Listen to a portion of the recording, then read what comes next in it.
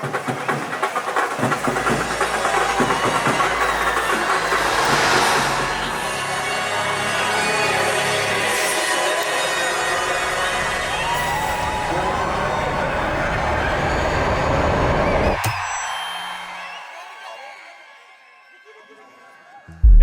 ഒരു half time show ചെയ്യണമെന്നുണ്ട്. വിക്കി എൻ്റെ അടുത്ത് ഒരു വൈകുന്നേരം ഒരു 5 മണിയായപ്പോൾ എന്നെ വിളിച്ചിട്ട് പറഞ്ഞു ഇങ്ങനെ ഒരു ഇവൻ്റ് ഉണ്ട്, ഒരു ഹാഫ് ടൈം ഷോ ആണ്, ഒരു സൂപ്പർ ബൗൾ ഇൻസ്പിറേഷനിലാണ് ആക്ച്വലി ആ ഇവൻറ്റ് ക്രിയേറ്റ് ചെയ്യുന്നത്. അതായിരുന്നു ആക്ച്വലി ജസ്റ്റ് ആ ഒരു ഇവൻറ്റിൻ്റെ ബ്രീഫ്. ആക്ച്വലി നമ്മൾ കുറച്ച് ഇങ്ങനത്തെ ഒരു ഷോ എന്ന് പറയുമ്പോൾ തന്നെ നമ്മൾ ആക്ച്വലി സ്ട്രേറ്റ് ഫോർവേഡ് ഒരുപാട് ഹുക്കപ്പായി ആ ഒരു പർട്ടിക്കുലർ പോയിന്റിൽ തന്നെ. കാരണം വെച്ചിട്ടുണ്ടെങ്കിൽ അതിന് ഒരുപാട് സാധ്യതകളുണ്ട്. കാരണം നമുക്ക് കേരളത്തിലൊരു ഹാഫ് ടൈം ഷോ ആ ഒരു രീതിയിൽ ഇതുവരെ നടന്നിട്ടില്ല. അപ്പം നമ്മൾ ഇന്ത്യയിൽ തന്നെ ഫസ്റ്റ് ടൈം ആയിട്ട് ഒരു സൂപ്പർ ബോൾ പെർഫോമൻസ് ഇവിടെ ഒരു ഹാഫ് ടൈം ഷോ നമ്മൾ തന്നെ ക്യൂറേറ്റ് ചെയ്ത് ചെയ്യുന്നു. ഫസ്റ്റ് ഈ ഒരു പ്രൊജക്റ്റ് SLKയിൽ അക്ഷയ് എന്ന് പറഞ്ഞിട്ടൊരു പുള്ളി വിളിച്ചിട്ടുണ്ടായിരുന്നു. എന്നിട്ട് അതിൽ പറഞ്ഞതെന്ന് വെച്ചിട്ടുണ്ടെങ്കിൽ ഒരു പാട്ടുണ്ടാക്കണം, SLK ആന്തം, ഒരു ഫുട്ബോൾ ആന്തം ഉണ്ടാക്കണം. അപ്പം അത് വേടനെ കൊണ്ട് ചെയ്യിപ്പിക്കണം എന്നുള്ളൊരു ഐഡിയയിലാണ് അവർ വന്നത്. അപ്പം ആക്ച്വലി തന്നെ നമ്മളതിൻ്റെ പ്രൊഡക്ഷൻ ലൈക്ക് മ്യൂസിക് സൈഡിലുള്ള പ്രൊഡക്ഷൻ ആരായിരിക്കും അങ്ങനെയുള്ള കാര്യങ്ങളെല്ലാം സോർട്ട് ചെയ്തിട്ട് മണികണ്ഠൻ അയ്യപ്പൻ എന്ന് പറഞ്ഞിട്ടുള്ള മ്യൂസിക് ഡയറക്ടർ പുള്ളിയായിട്ട് നമ്മൾ ഓൾറെഡി വർക്ക് ചെയ്യണമെന്ന് വിചാരിച്ചിട്ടുണ്ടായിരുന്നു എന്തെങ്കിലും ഒരു പ്രൊജക്റ്റിൽ. അപ്പം നമ്മൾ ഈ പ്രൊജക്റ്റിൽ തന്നെ കറക്റ്റായിട്ട് അതെല്ലാം ഫിറ്റിനായി വന്നതിന് ശേഷം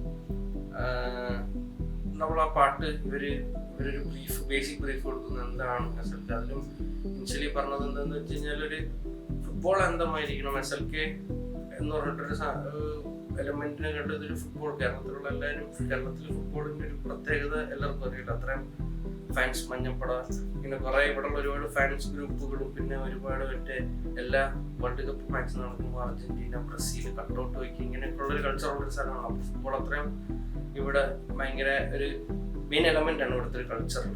അപ്പം നമ്മളും വേടനും ചിന്തിച്ചത് ശരിക്കും പറഞ്ഞാൽ ആ രീതിയിലായിരുന്നു. നമ്മുടെ ആൾക്കാർക്ക് ആ ഒരു ഫുട്ബോൾ എന്ന് പറഞ്ഞിട്ടുള്ള ആ ഒരു വികാരം എങ്ങനെ കൊണ്ടുവരണം, ആ ഒരു സാധനത്തിൽ മാത്രം ആദ്യത്തിലാണ് മ്യൂസിക് വർക്ക് ചെയ്തിട്ടുണ്ടായിരുന്നത്. 2 days നമുക്ക് ഇത് ഫുൾ ഓഫ് ചെയ്യാൻ പറ്റിയിട്ടുണ്ടെന്നുണ്ടെന്നുണ്ടെങ്കിൽ അത് it's something that was built on trust. കാരണം ഇതിൽ വന്ന് വർക്ക് ചെയ്തെന്ന് പറഞ്ഞു കഴിഞ്ഞാൽ വളരെ ഡിഫറൻസ്, അങ്ങോട്ടും ഇങ്ങോട്ടും പരസ്പരം ബന്ധം അല്ലെങ്കിൽ മുന്നേ വർക്ക് ചെയ്ത് പരിചയമില്ലാത്ത ആൾക്കാരാണ്.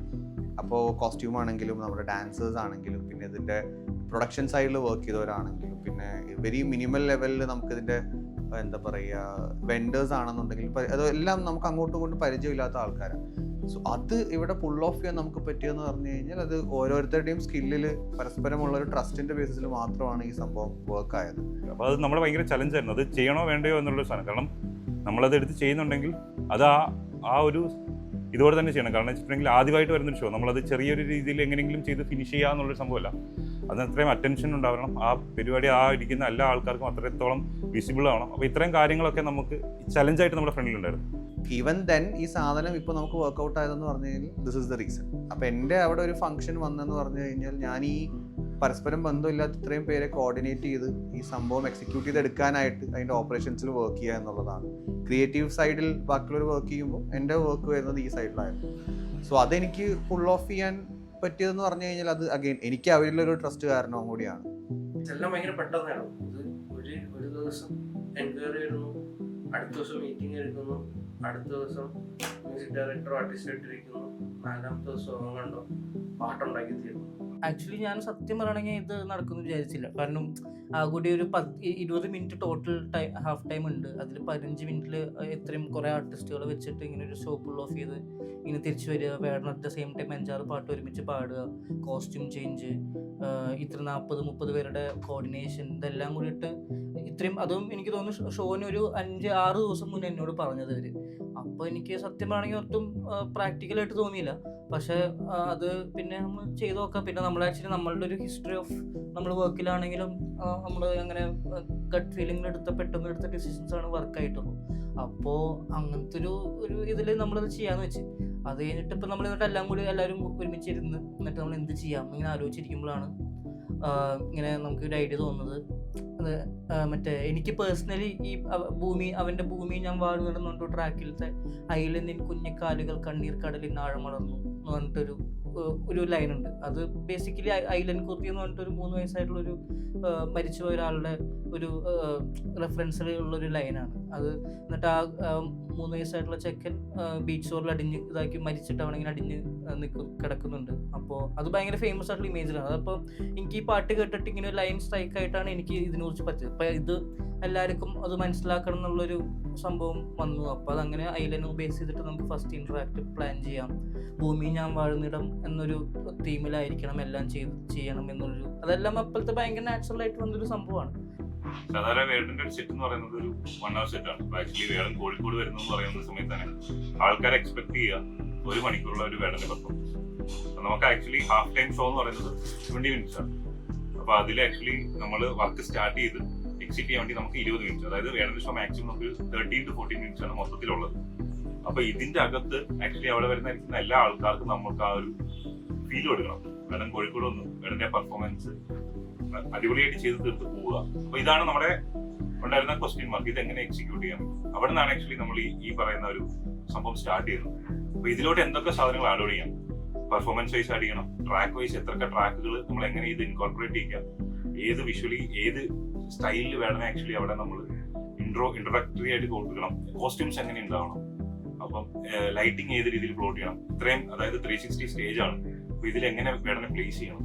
സോ ഇതുപോലത്തെ ക്വസ്റ്റ്യൻസ് ആയിരുന്നു ആക്ച്വലി നമ്മുടെ ടേബിളിൽ ഉണ്ടായിരുന്നത്. സോ ഇതിനെ നമ്മൾ ഓപ്പറേറ്റ് ചെയ്യുക, ഇതിനെ നമ്മൾ വർക്കബിൾ ആക്കി എടുക്കുക. അപ്പം ഈ ചലഞ്ചസ് ആണ് ആക്ച്വലി ഞങ്ങൾ 1 by 1 ആയിട്ട് അത് എക്സിക്യൂട്ട് ചെയ്തത്. ഈ ഓരോ ഇതിൽ വർക്ക് ചെയ്ത ഓരോ ഡിപ്പാർട്ട്മെന്റ്സും അതിന് 100% വർക്ക് ചെയ്തുകൊണ്ടാണ് അങ്ങനത്തെ ഒരു സിസ്റ്റം നമുക്ക് കിട്ടിയത്. അത് കഴിഞ്ഞിട്ടാണ് ഇതിന്റെ പ്രാക്ടിക്കൽ പരിപാടികൾ നമ്മൾ ആലോചിച്ച് തുടങ്ങിയത്. ഇത്രയും ഡാൻസേഴ്സ് വേണം എന്താണ് ഇപ്പോൾ. എന്നിട്ട് നമ്മൾ ആദ്യം ഷെറൂഖിനെ വിളിച്ചപ്പോൾ ഷെറൂഖ് മോണായിരുന്നു. ആദ്യം നമുക്ക് കുറച്ചുകൂടി സ്കെയിലിൽ കുറേ ഡാൻസേഴ്സ് വെക്കാനായിരുന്നു. പിന്നെ നമ്മൾ കുറച്ചുകൂടി കുറച്ചു നമ്മളുടെ ഒരു എല്ലാം കയ്യിലിരിക്കാൻ വേണ്ടിയിട്ട്. Costumes, stage designs, lighting designs, പിന്നെ SFXന്റെ ക്യൂ, ഇങ്ങനെയുള്ള കുറേ ഹർഡിൽസ് ഉണ്ട്. പെർഫോമൻസ് അതിൽ ഇതേപോലെ നമ്മൾ വിചാരിച്ചതുപോലെ നടക്കണമെന്നുണ്ടെങ്കിൽ ഇതിന്റെ പുറകിൽ വർക്ക് ചെയ്യുന്ന ഒരുപാട് പേരുടെ എഫർട്ടുണ്ട്. ഈ നമ്മൾ മെൽവി എന്ന് പറഞ്ഞിട്ടൊരു കോസ്റ്റ്യൂം ഡിസൈനറാണ് നമ്മുടെ ഇത് കോസ്റ്റ്യൂം ചെയ്തിട്ടുണ്ടായിരുന്നു. ആ കോസ്റ്റ്യൂം മെൽവിക്ക് കുറെ ഐഡിയ ഉണ്ടായിരുന്നു, നമുക്ക് ഇങ്ങനെ ചെയ്യാം, കുറച്ച് പുള്ളിക്ക് ഒരു സ്റ്റേറ്റ്മെന്റ് ആണ് ഇതിൽ കൂടെ കൊടുക്കേണ്ടത്. വേടന്റെ കോസ്റ്റ്യൂം ഇതിൽ വരുമ്പോഴും അതിനെല്ലാത്തിനും ഒരു പ്രത്യേകത ഉണ്ടാവണം എന്നുള്ളതുണ്ടായിരുന്നു. അപ്പൊ തന്നെ നമ്മൾ മെൽവിനെ വിളിച്ചപ്പോൾ മെൽവിയും പെട്ടെന്ന് തന്നെ റെസ്പോണ്ട് ചെയ്ത് എനിക്ക് 2 ദിവസത്തിൽ ഞാൻ എല്ലാം റെഡിയാക്കി തരാന്നുള്ളത് പറഞ്ഞു. പിന്നെ അവരുടെ സൈഡിലോട്ട് തന്നെ അങ്ങ് കൊടുക്കുകയായിരുന്നു. പിന്നെ അവരാണ് ബാക്കി പ്രോസസ്സ് അതെല്ലാം ചെയ്തത്. പക്ഷെ കറക്റ്റ് ടൈമിൽ നമുക്കത് എല്ലാം കറക്റ്റായിട്ടും ഏറ്റവും ബെസ്റ്റായിട്ടും ചെയ്ത് തന്നിട്ടുണ്ടായിരുന്നു. ആക്ച്വലി ഇതെൻ്റെ ഫസ്റ്റ് എക്സ്പീരിയൻസ് ആയിരുന്നു ഒരു കോൺസെർട്ട് ഇവൻറ്റിന് കോസ്റ്റ്യൂം ചെയ്യുക, അല്ലെങ്കിൽ അത് വേടൻ്റെ കൂടെ വർക്കൗട്ട് ചെയ്യാൻ പറ്റുക എന്നുള്ളത്. എൻ്റെ പേഴ്സണൽ എക്സ്പീരിയൻസിൽ ഞാൻ ഭയങ്കര വേടൻ്റെ ആരാധകനാണ്. അല്ലെങ്കിൽ ഏറ്റവും കൂടുതൽ ഞാൻ ട്രാക്കുകൾ എക്സ്പ്ലോർ ചെയ്യുന്ന, അല്ലെങ്കിൽ എൻ്റെ വർക്കൗട്ട് സമയത്തൊക്കെ വേടൻ്റെ വരികൾ കേൾക്കുക, അല്ലെങ്കിൽ പാട്ടുകൾ ഭയങ്കരമായിട്ട് എക്സ്പ്ലോർ ചെയ്യുന്നതാണ്. അപ്പോൾ എനിക്ക് ഈ കോൺസെർട്ടിലേക്ക് വരുന്നതിന് മുമ്പ് എനിക്കൊരു എക്സ്പീരിയൻസ് ഉണ്ടായിരുന്നു. ഞാൻ ഇതിക്ക് മുമ്പ് സിനിമകളിൽ എനിക്ക് ലിമിറ്റേഷൻസ് ഉണ്ട്, ഫാഷൻ്റെ ത്രൂ ഔട്ട് ചെയ്യാൻ, അല്ലെങ്കിൽ ക്യാരക്ടേഴ്സിനെ ബ്ലെൻഡ് ചെയ്തിട്ടാണ് എനിക്ക് സിനിമ വർക്ക് ചെയ്യാൻ പറ്റുക. എപ്പോഴും അപ്പോൾ റെസ്ട്രിക്റ്റഡ് ആയിട്ട് ആ ക്യാരക്ടറിൽ നിൽക്കണം. അപ്പോൾ എപ്പോഴും നമുക്കൊരു ഔട്ട് ഓഫ് ദ ബോക്സ് ഒരു ഡിസൈനറിന് അല്ലെങ്കിൽ സ്റ്റൈലിസ്റ്റിന് വർക്കൗട്ട് ചെയ്യാൻ പറ്റുമെന്ന് പറഞ്ഞു കഴിഞ്ഞാൽ ഈ കോൺസെർട്ട് ഇവൻറ്റുകൾ ഒക്കെയാണ്. കാരണം ഞാനത് എന്തുകൊണ്ട് പറയാൻ കാരണം എന്ന് പറഞ്ഞു കഴിഞ്ഞാൽ ഞാനൊരു ബിഗ് MJ ഫാനാണ്. അതായത് മൈക്കിൾ ജാക്സന്റെ എൻ്റെ കയ്യിൽ പണ്ടത്തെ വാക്മാൻ തൊട്ട് ആ റെവല്യൂഷൻ തൊട്ട് ഐപാഡ് വരെ എൻ്റെ കയ്യിലുണ്ടായിരുന്നു. അപ്പോൾ ഏറ്റവും കൂടുതൽ ട്രാക്കുകൾ കേട്ടിട്ടുള്ളതും ഏറ്റവും കൂടുതൽ വീഡിയോ കണ്ടിട്ടുള്ളതും MJയുടെ വീഡിയോസാണ് കൂടുതലായിട്ട് ഞാൻ കണ്ടതും. അല്ലെങ്കിൽ അതേപോലെ ഏതെങ്കിലും പോയിന്റിൽ ഫാഷൻ എപ്പോഴെങ്കിലും എക്സ്പ്ലോർ ചെയ്യണം എന്ന് എൻ്റെ ഒരു ആഗ്രഹം ഉണ്ടായിരുന്നു. ശരിക്കും ഒരു പ്രിപ്പയറിങ് ആൻഡ് പ്ലാനിങ് എന്ന് പറയുന്നത് ഔട്ട്ഫിറ്റ് ഉണ്ടായതിന് ശേഷമാണ് അങ്ങനെ ഒരു പ്ലാൻ തന്നെ ഉണ്ടാവുക.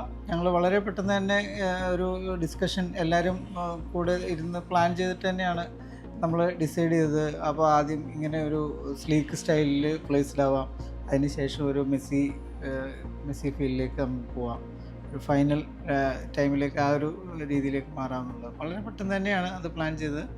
ഡിസൈനേഴ്സും ഈ പറഞ്ഞ ഡയറക്ടർ സൈഡും എവരിവൺ വേടൻ ബ്രോൻ്റെ സജഷനും കൂടെ ഒക്കെ എടുത്തിട്ടാണ് നമ്മളങ്ങനെ വർക്കൗട്ട് ചെയ്തത്. നമ്മൾ ഇതിൻ്റെ കളർ പാലറ്റ് എങ്ങനെ ഇത് ഫിക്സ് ആയെന്ന് വെച്ചാൽ ഐലൻഡ് കുരുതി എന്ന് പറഞ്ഞ പയ്യൻ്റെ സ്റ്റോറി ബേസ് ചെയ്തിട്ടാണ് ഈ ഷോ തന്നെ സ്റ്റാർട്ട് ചെയ്യണത്.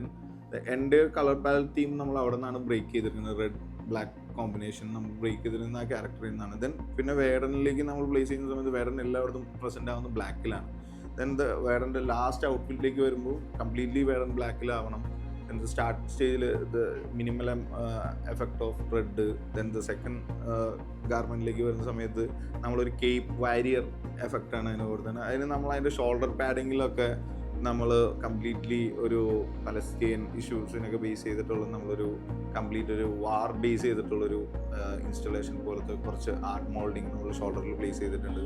ദെൻ അത് റിമൂവ്ഡ് ആയിട്ട് വരുമ്പോഴാണ് കംപ്ലീറ്റ്ലി ഒരു ജാക്കറ്റ് വിത്ത് മൈക്കിൾ ജാക്സൺ. ഏറ്റവും കൂടുതൽ ഞാനും ആ വിഷ്വൽ കണ്ടതിൽ ഏറ്റവും കൂടുതൽ കമൻറ്റ് ബോക്സിൽ മൈക്കിൾ ജാക്സൺ റെഫറൻസ് വരാം, അല്ലെങ്കിൽ മൈക്കിൾ ജാക്സൻ്റെ പോലെയുണ്ട് എന്ന് പറയുന്ന കുറേ കമൻറ്റ്സ് നമ്മൾ കാണുമ്പോൾ ഭയങ്കര ഹാപ്പി. ഓക്കെ, നമ്മൾ എന്താണ് പുൾ ഓഫ് ചെയ്യാൻ ഉദ്ദേശിച്ചത് അത് വർക്കായി എന്നുള്ളത് ഭയങ്കര. ദെൻ പിന്നെ വേടനായിട്ടുള്ള എക്സ്പീരിയൻസ് എന്ന് പറയുന്ന സമയത്ത് ഇപ്പോൾ നമ്മൾ പലവരുടെ കൂടെ വർക്ക് ചെയ്തിട്ടുണ്ട്. ദെൻ വേടനെ നമ്മൾ ട്രീറ്റ് ചെയ്യുന്ന സമയത്ത് ഭയങ്കര കംഫർട്ടബിൾ ആയിട്ട്. ദെൻ ഈവൻ ഞാനൊരു ആർട്ടിസ്റ്റ് എന്നുള്ള വാല്യൂലായിരുന്നു വേടൻ എൻ്റെ അടുത്ത് ബിഹേവ് ചെയ്തതും സംസാരിച്ചതും. അല്ലെങ്കിൽ ഞാൻ എൻ്റെ ആർട്ടിൽ പ്യുവറായിട്ട് 100% വിശ്വസിക്കുന്നുണ്ട്.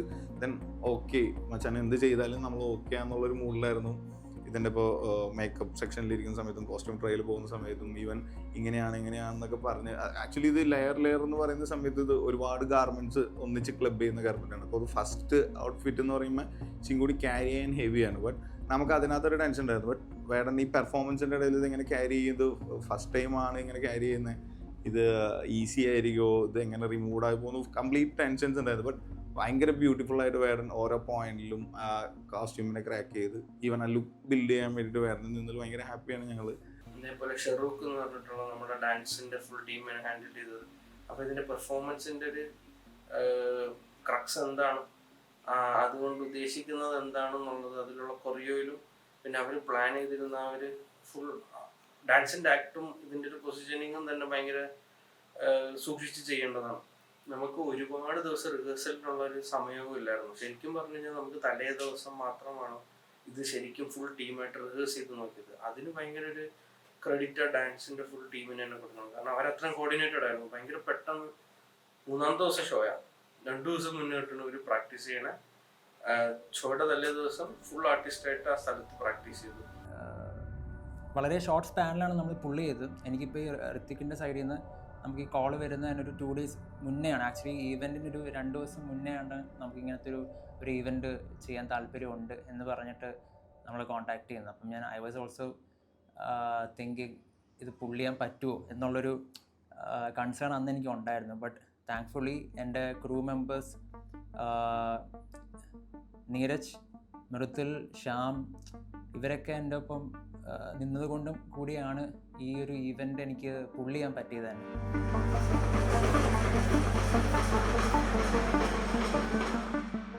അതും ഈ ഒരു ഷോർട്ട് സ്പാൻ ഓഫ് ടൈമിൽ തന്നെ 30-35 ഡാൻസേഴ്സിനെ പുള്ളി ചെയ്തിട്ട് നമ്മളിത് ചെയ്യാൻ പറ്റി. ആ ഒരു event at the end of the day നമുക്കും നല്ലൊരു എക്സ്പീരിയൻസ് ആയിരുന്നു. പിന്നെ എനിക്ക് മെൽവിയായിട്ടും ഓൾസോ മെൽവിയുടെ വിഷനിലും നമുക്ക് കണക്ട് ചെയ്യാൻ പറ്റി. മെൽവിയുടെ ആ കോസ്റ്റ്യൂംസും കാര്യങ്ങളും വന്നപ്പോഴത്തേക്കും തന്നെ നമുക്കൊരു നമ്മുടെ മനസ്സിൽ ഇനീഷ്യലി ഒരു വിഷൻ ഉണ്ടായിരുന്നു. വേടൻ്റെ പൊളിറ്റിക്സായിട്ട് കണക്റ്റ് ആവുന്ന രീതിയിൽ നമുക്കൊരു ഐഡിയ ത്രൂ ചെയ്യണം എന്നുള്ളൊരു ഐഡിയ നമുക്കും മനസ്സിലുണ്ടായിരുന്നു. അപ്പോൾ ആ ട്രാക്സിൻ്റെ ലൈനപ്പ് നമുക്ക് കിട്ടിയപ്പോഴത്തേക്കും ഏകദേശം ഒരു ഐഡിയ കെൻട്രിക്കിൻ്റെ ഒക്കെ ഹാഫ് ടൈം ഷോ കാണുന്ന പോലത്തെ അതിൻ്റെ നമ്മളൊരു വേർഷൻ കൊടുക്കാൻ പറ്റുക എന്നുള്ളതായിരുന്നു നമ്മളുടെ ഉദ്ദേശം.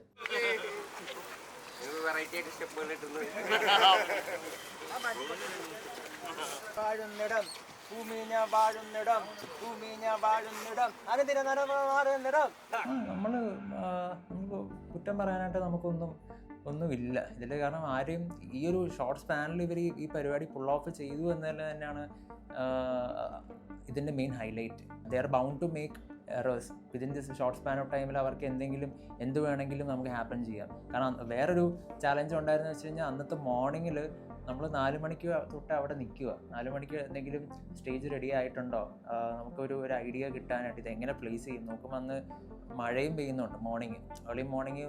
നമുക്കൊരു സ്റ്റേജും ഫുൾ അവർ കെട്ടി തീർന്നിട്ടുമില്ല. പിന്നെ നമ്മൾ പ്രാക്ടീസ് ചെയ്യാമെന്നൊക്കെ പറഞ്ഞിട്ട് 10 മണിയൊക്കെ ആയപ്പോഴത്തേക്കും ഡാൻസേഴ്സിനെയും കൊണ്ടുവന്നു. നമ്മൾ ഒന്ന് കയറാൻ റെഡി ആയപ്പോഴത്തേക്കും പിന്നെയും മഴ പെയ്തു. അപ്പം കുറച്ച് അന്ന് ഈവെൻറ്റ് നടക്കുമെന്ന് പോലും നമുക്ക് ചെറിയ ഡൗട്ട് ഉണ്ടായിരുന്നു. പക്ഷേ ഒരു ഉച്ചയൊക്കെ ആയപ്പോഴത്തേക്കും പിന്നെ നല്ല വെയിൽ വന്നു. ആ വെയിലത്ത് പിന്നെ നമ്മൾ ഈ ഡാൻസേഴ്സിനെ തിരിച്ച് ഇങ്ങോട്ട് കൊണ്ടുവരേണ്ടി വന്നു. അപ്പോൾ അതിൻ്റെ ഒരു ചെറിയ ബുദ്ധിമുട്ട് മാത്രമേ ഉണ്ടായിരുന്നുള്ളൂ. പക്ഷേ ഇവഞ്ച്വലി അതങ്ങനെ റെഡിയായി. കാരണം നമുക്ക് ആ സമയത്ത് നമുക്കത് പുള്ള് ചെയ്യാൻ പറ്റിയതുകൊണ്ട്, ചെറിയൊരു റിഹേഴ്സൽ നമുക്കവിടെ കൊടുക്കാൻ പറ്റിയതുകൊണ്ട് എല്ലാവർക്കും ഒരു ജനറൽ ഐഡിയ നമുക്ക് കൊടുക്കാൻ പറ്റി. ഇതിങ്ങനെയാണ് ഇവൻറ്റ് വരാൻ പോകുന്നത്. Even for the director also, നമ്മുടെ മൃദുലം നായർ പുള്ളിക്കും നമുക്കതൊരു ഐഡിയ നമുക്ക് കൊടുക്കാൻ പറ്റി. അതേപോലെ എടുത്ത് പറയേണ്ട ഒരു സാധനമാണ് ഇതിന്റെ സ്റ്റേജും ആസ്പെക്റ്റും. നമ്മുടെ തന്നെ ഒരു ഇവന്റ്സ്, നമ്മുടെ അസോസിയേറ്റഡിനുള്ളൊരു ഇവന്റ്സിന്റെ ഡിപ്പാർട്ട്മെന്റുള്ള THC എന്ന് പറയുന്നത്, ഈ ഹൈ കൾച്ചർ ഇവന്റ്സ്. അപ്പൊ അതിന്റെ ഡോൺ എന്ന് പറഞ്ഞിട്ട് നമ്മുടെ വേടന്റെ പ്രൊഡക്ഷൻ മാനേജർ ആയിരുന്നു മറ്റേ.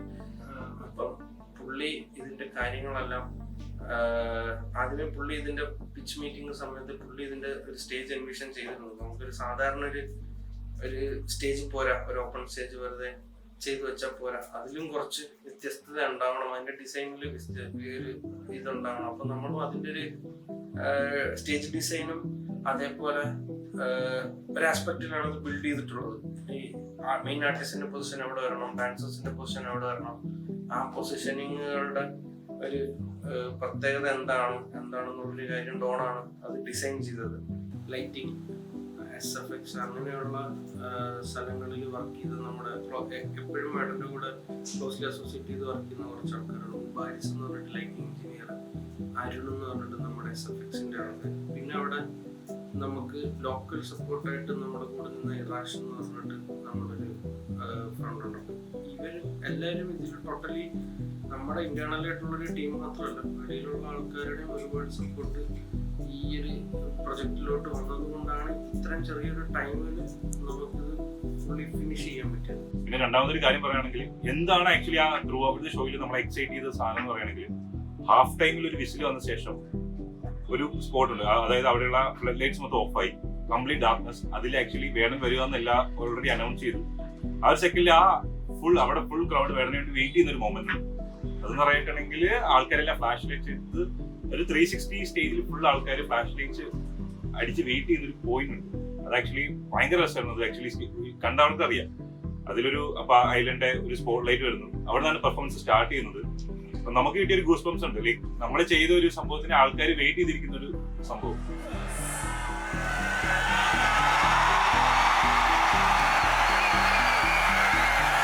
ആക്ച്വലി ഭയങ്കര രസമുള്ള ഒരു മൊമെന്റ് ആയിരുന്നു.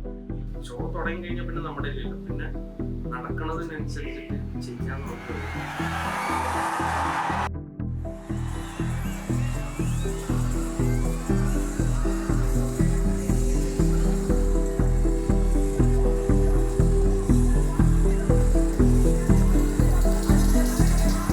കഴിഞ്ഞപ്പോൾ വേടനും തലേദിവസം ഭയങ്കര ടെൻഷൻ ഉണ്ടായിരുന്നു.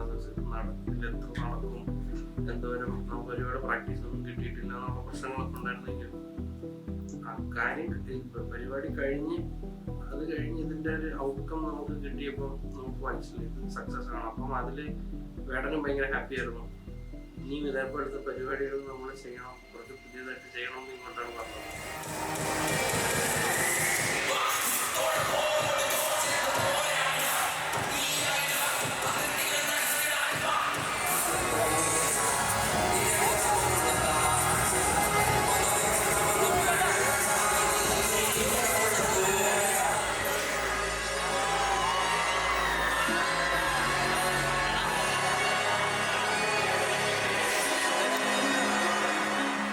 കേരള ഭയങ്കര കുറച്ചുകൂടി വലിയൊരു മാസീവായിട്ടുള്ളൊരു പരിപാടിയാണെന്ന് എനിക്ക് കുറച്ച് കഴിഞ്ഞിട്ടാണ് ആക്ച്വലി മനസ്സിലായത്. ഞാൻ ആദ്യം കേട്ടപ്പോഴൊക്കെ ആക്ച്വലി SLK ഇവരുടെ ആക്ച്വലി സെക്കൻഡ് സീസൺ ആയിട്ടുള്ളൂ. ഫസ്റ്റ് സീസൺ ഞാനിങ്ങനെ പാട്ടും അവരുടെ ഒപ്പലത്തെ ഒഫീഷ്യൽ സോങ്ങും പിന്നെ ഇങ്ങനത്തെ പരിപാടി നടക്കുന്നുണ്ടെന്ന് മനസ്സിലായിട്ടുള്ളൂ. പക്ഷെ ഇവർ ഇത്രയും ഗ്രാൻഡ് സ്കെയിലാണ് ഈ പരിപാടി നടക്കണമെന്ന് എനിക്ക് അറിഞ്ഞത് ഞാൻ ആക്ച്വലി കോഴിക്കോട് പോയപ്പോഴാണ്. ഈ ഒരു സംഭവം ഇത്ര നടന്നതിന് നമ്മുടെ ടീം എന്നുള്ളത് മാത്രമല്ല, SLKയുടെ ഭാഗത്തു നിന്നും ഭയങ്കര ഒരു കോപ്പറേഷൻ ഉണ്ടായിരുന്നു. ഇപ്പൊ ബഡ്ജറ്റിന്റെ ഇതിലാണെങ്കിലും ബഡ്ജറ്റിന്റെ കാര്യങ്ങളാണെങ്കിലും നമുക്ക് ഇമ്മീഡിയറ്റ്ലി ഈ കാര്യങ്ങളെല്ലാം നടത്തിക്കൊണ്ട് പോകേണ്ടതുണ്ട്. അപ്പം നമുക്ക് പെട്ടെന്നാണ് ഇതിനുള്ള ഓരോ ഡിസിഷൻസ് എടുക്കേണ്ടി വരുന്നത്. അപ്പം അവരും അവരുടെ സൈഡിലിരുന്ന് നിങ്ങളത് തീരുമാനിച്ചു, നിങ്ങൾക്കത് കൺട്രോൾ ചെയ്യാം, നിങ്ങളത് ഫ്രണ്ടിലോട്ട് കൊണ്ടുപോകും, നിങ്ങൾക്ക് അതിലുണ്ടായിട്ടുള്ള ഓരോ സമയത്തും നമുക്കുണ്ടായിട്ടുള്ള ഹാർട്ടിൽസ് എല്ലാം കടക്കാനായിട്ട് SLKയുടെ സൈഡിൽ നിന്നുള്ള ടീമിന്റെ ഭയങ്കര ഒരു ഇൻവോൾവ്മെന്റ് ഉണ്ടായിരുന്നു. ഇല്ലെങ്കിലും പിന്നെ ഇങ്ങനത്തെ ഒരു പരിപാടി നടത്തണം എന്നുള്ളത് പോലും ആരും ചിന്തിക്കില്ല. കാരണം ഇവിടെ ഇന്ത്യയിൽ ഒരുപാട് വർഷങ്ങളായിട്ട് ഒരുപാട് ലീഗുകൾ പലയിടത്തും നടക്കുന്നുണ്ട്. പക്ഷെ അതിൻ്റെ ഒരു എൻ്റർടൈൻമെൻറ്റ് ഫാക്ടറിലും കൂടെ കുറച്ച് എക്സ്ട്രാ വർക്ക് ചെയ്യണം എന്നുള്ളൊരു ഇൻറ്റൻഷൻ അവരിലാണ് ഉണ്ടായത്. അത് നമുക്ക് ബാക്ക് ചെയ്യാനും പറ്റി. അപ്പം അതിന് ഭയങ്കര ഒരു താങ്ക്സ് SLKയുടെ അടുത്തും പറയേണ്ടതുണ്ട്.